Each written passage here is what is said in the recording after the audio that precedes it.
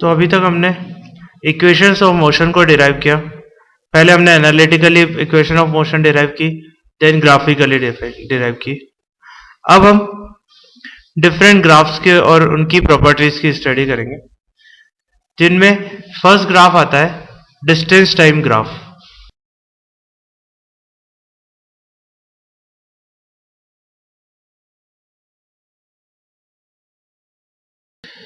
Distance और time के बीच में हम ग्राफ बनाएंगे।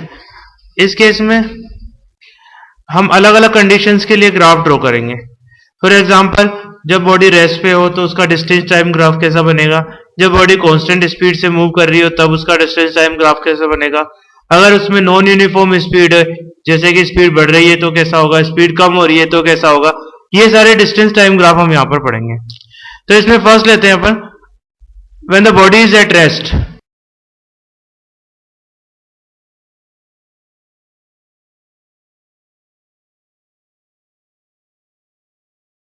जब बॉडी रेस्ट पे होगी तो उसका डिस्टेंस टाइम ग्राफ हम बना रहे हैं। तो इसके लिए हम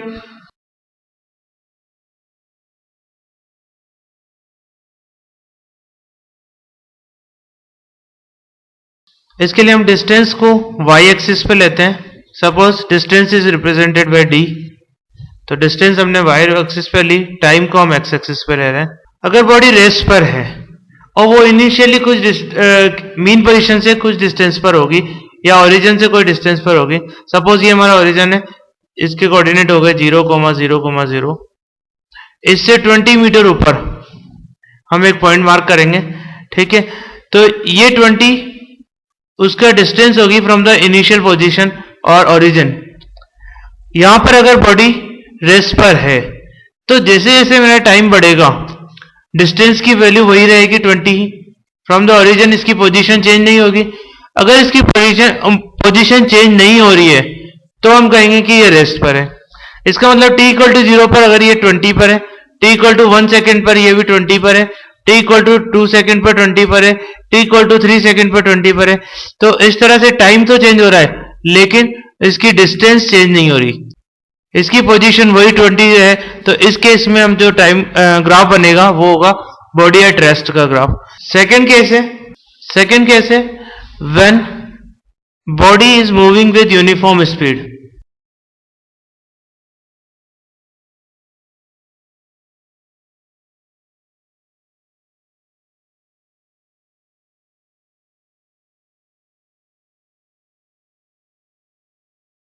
अगर बॉडी यूनिफॉर्म स्पीड से मूव कर रही है तो उस केस में हम देखेंगे कि डिस्टेंस टाइम ग्राफ जब हमें बनाना है तो इसका ग्राफ एक स्ट्रेट लाइन होगा जो ओरिजिन से पास होने वाली है, inclined straight line passing through origin.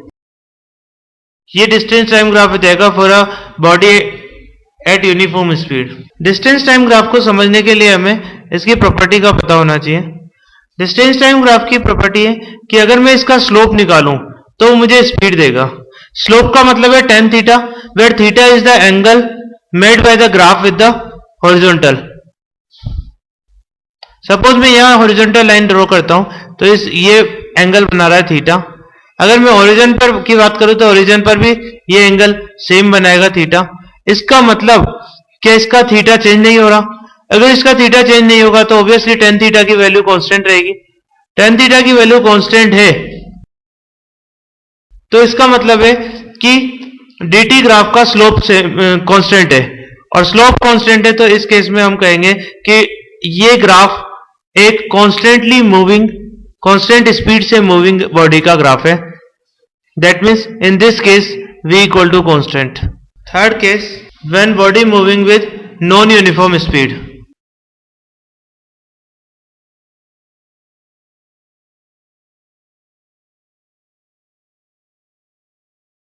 इसमें दो केस बन सकते हैं।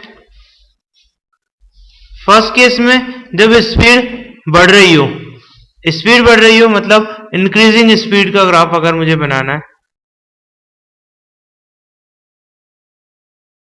तो इंक्रीजिंग स्पीड का मतलब है डिस्टेंस टाइम ग्राफ का स्लोप बढ़ना चाहिए।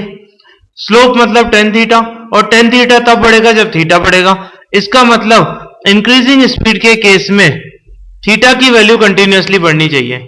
थीटा क्या है? ग्राफ जो एंगल हॉरिजॉन्टल के साथ बना रहा है वो कंटिन्यूअस बढ़ना चाहिए। तो इसके लिए हम इसका ग्राफ जो है वो इस तरह का बनाएंगे। तो सोचो यहां पर स्टार्टिंग पॉइंट पर थीटा की वैल्यू अप्रोक्सीमेटली 0 है। यहां अगर मैं बात करूं तो टेंजेंट के साथ थीटा 0 से थोड़ा ज्यादा हो गया। अगर यहां बात करूं तो 90 से थोड़ा सा कम रह गया। इसका मतलब जैसे जैसे ग्राफ आगे बढ़ रहा है वैसे वैसे इसका थीटा कंटिन्यूअसली बढ़ता जा रहा है। अगर थीटा कंटिन्यूअसली बढ़ेगा तो ऑब्वियसली टेन थीटा बढ़ेगा, और tan theta is the slope of distance time graph. इसका मतलब स्लोप इंक्रीज हो रहा है। Slope equal to tan theta, ये इंक्रीज हो रहा है। और स्लोप डिस्टेंस टाइम ग्राफ का स्लोप क्या देता है? स्पीड। इसका मतलब स्पीड इंक्रीज हो रही है। तो ये इंक्रीजिंग स्पीड का ग्राफ हो गया। Second case, decreasing speed.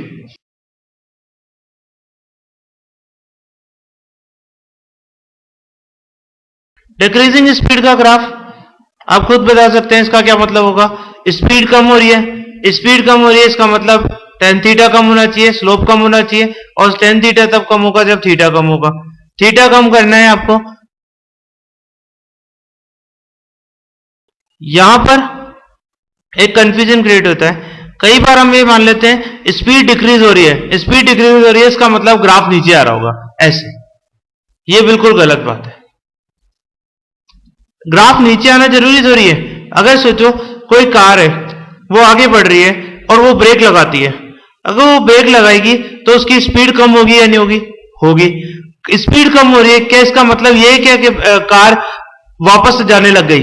Car तो अभी भी आगे बढ़ रही है, लेकिन उसकी स्पीड जो है वो कंटिन्यूअसली कम होती जा रही है। यानी इसका डिस्टेंस टाइम ग्राफ में डिस्टेंस की वैल्यू कम नहीं हो रही है, क्योंकि डिस्टेंस अगर कम होती है इसका सीधा सा मतलब है कि कार वापस अपने ओरिजिन की तरफ चलना चालू कर दे। जबकि ऐसा नहीं हो रहा, कार बढ़ आगे ही रही है लेकिन उसकी स्पीड जो है वो कम हो रही है। स्पीड कम होती जा रही है तो इसका मतलब डिस्टेंस तो आगे बढ़ रही है, लेकिन स्पीड कम करना है आपको तो थीटा की वैल्यू को कम करो, लेकिन डिस्टेंस की वैल्यू को कम करने की जरूरत नहीं है। यानी इसका जो ग्राफ है वो इस तरह से आएगा। थीटा की वैल्यू शुरू में बहुत ज्यादा थी, जैसे जैसे आगे बढ़ रहा है थीटा की वैल्यू कम होती जा रही है। यहां पर थीटा अप्रोक्सीमेटली 0 हो गया। इसका मतलब क्या हुआ? थीटा 0 मतलब टेन थीटा 0 मतलब स्लोप 0, और स्लोप 0 है इसका मतलब क्या हुआ? स्पीड की वैल्यू 0 है। तो डिस्टेंस टाइम ग्राफ का इस तरह का अगर स्लोप आ रहा है तो हम कहेंगे कि इस केस में थीटा डिक्रीज हो रहा है, that means tan theta decrease हो रहा है, and that means slope decrease हो रहा है। और डिस्टेंस टाइम ग्राफ का स्लोप क्या देता है? स्पीड। इसका मतलब स्पीड डिक्रीज हो रही। तो ये डिक्रीजिंग स्पीड का ग्राफ हो जाएगा। Now the second type of graph is displacement time graph.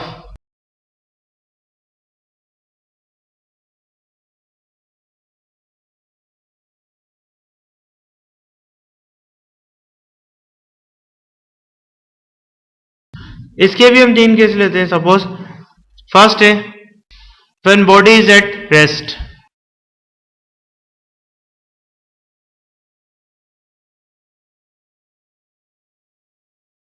Body अगर रेस्ट पर है तो इसका हमें डिस्टेंस टाइम ग्राफ बनाना है, डिस्प्लेसमेंट टाइम ग्राफ बनाना है।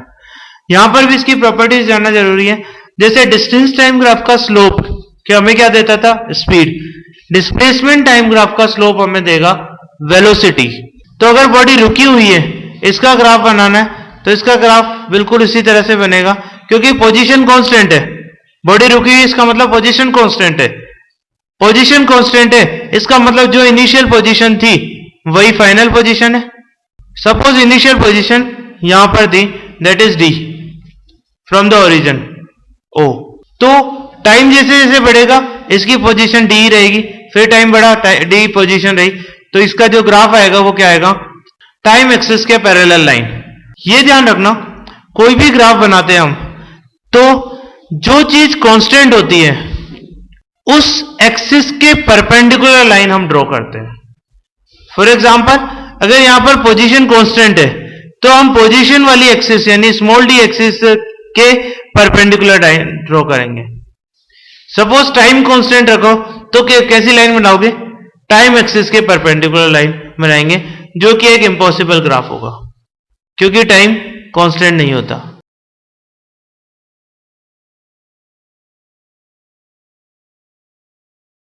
इस ग्राफ में बेसिकली टाइम कांस्टेंट हो गया, ये इम्पॉसिबल ग्राफ होगा। या तो आप टाइम को कांस्टेंट करो या टाइम डिक्रीज हो रहा हो तो भी इम्पॉसिबल ग्राफ होगा। इस ग्राफ की जगह अगर मैं ऐसा ग्राफ बना देता dt का या vt का या at का, this is also impossible graph, क्योंकि इसमें टाइम कम हो रहा है, टाइम कभी भी कम नहीं हो सकता। तो ये बॉडी एट रेस्ट का ग्राफ हो गया, displacement time graph. Second case है displacement time graph when body is moving with uniform velocity.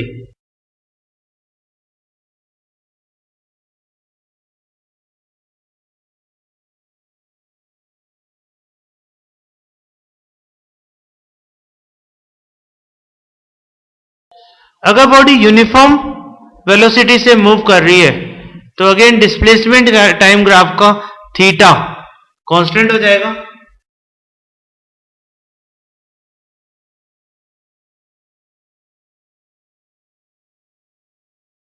तो इसका ग्राफ इस तरह से मिल जाएगा। इस केस में इनिशियली एंगल थीटा है हॉरिजॉन्टल के साथ, किसी भी इंस्टेंट पर अगर आप हॉरिजॉन्टल के साथ एंगल कैलकुलेट करते हो तो वो थीटा होगा, और वो कंटिन्यूअसली कांस्टेंट मेंटेन किए हुए हैं। तो थीटा की वैल्यू कांस्टेंट है, इसका मतलब tan थीटा कांस्टेंट होगा, theta equal to constant, that means tan theta equal to constant, and tan theta represent slope, so slope equal to constant.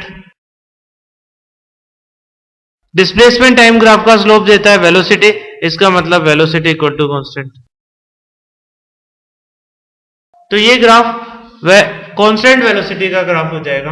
अगर ये कांस्टेंट वेलोसिटी से चल रहा है और वेलोसिटी पॉजिटिव है तो उस केस में ग्राफ थीटा की वैल्यू पॉजिटिव आएगी। इसमें ये ध्यान रखना थीटा हॉरिजॉन्टल से एंगल होता है, हॉरिजॉन्टल से अगर आप ऊपर की तरफ एंगल मेजर कर रहे हो तो थीटा पॉजिटिव हो जाएगा। अगर इस तरह का ग्राफ बनाऊं मैं,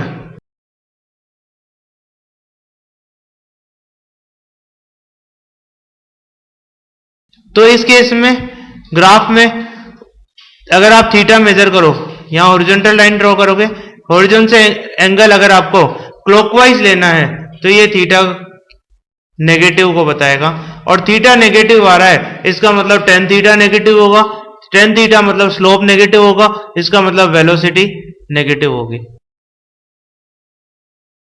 वेलोसिटी नेगेटिव है, इसका मतलब जिधर आपका डिस्प्लेसमेंट है उससे अपोजिट डायरेक्शन में वेलोसिटी है या एक्सिस के प्रोपोर्शनल में वेलोसिटी नेगेटिव होगी। मतलब हम पॉजिटिव एक्स एक्सिस की जगह नेगेटिव एक्स एक्सिस पे जा रहे हो तो भी हम वेलोसिटी को नेगेटिव ले सकते हैं। ये डिपेंड करेगा कि हम पॉजिटिव और नेगेटिव डायरेक्शन किधर ले रहे हैं। सी केस है व्हेन नॉन यूनिफॉर्म वेलोसिटी से मूव कर रहा हूं, body is moving with non uniform velocity.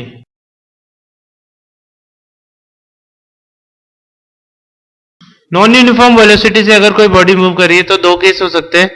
First case when velocity is increasing,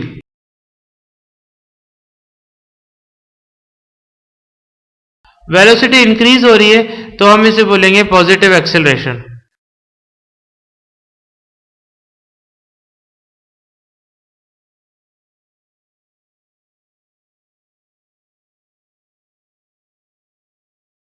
displacement time graph का स्लोप वेलोसिटी देता है।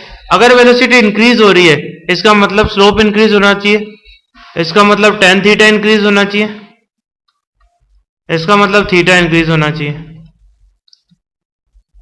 तो हम डिस्प्लेसमेंट टाइम ग्राफ बनाएंगे जिसका थीटा इंक्रीज हो, और क्योंकि वेलोसिटी इंक्रीज हो रही है इसका मतलब वेलोसिटी थीटा बढ़ना चाहिए, और इसके साथ में हम थीटा की वैल्यू पॉजिटिव ले रहे हैं क्योंकि पॉजिटिव वेलोसिटी की बात कर रहे हैं हम।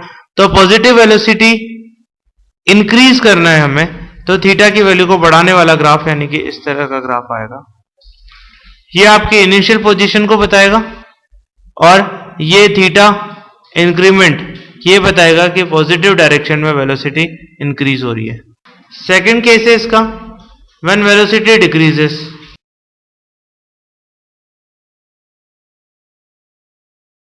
वेलोसिटी डिक्रीज हो रही है मतलब नेगेटिव एक्सेलरेशन है,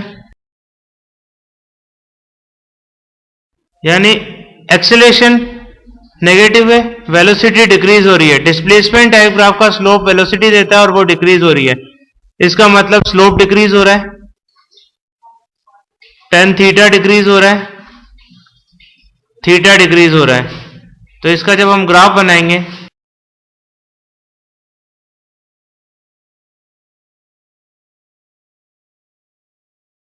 तो उसका थीटा डिक्रीज होना चाहिए, पहली चीज थीटा डिक्रीज होना चाहिए। तो ग्राफ इस तरह का आ जाएगा, ये डिक्रीजिंग थीटा का ग्राफ है। यहां थीटा की वैल्यू कुछ ज्यादा है, यहां थीटा अप्रोक्सीमेटली 0 हो गया। ये इनिशियल पोजीशन डी है जहां से इसने किसी पर्टिकुलर वेलोसिटी से चलना चालू किया और जो वेलोसिटी डिक्रीज हो रही है।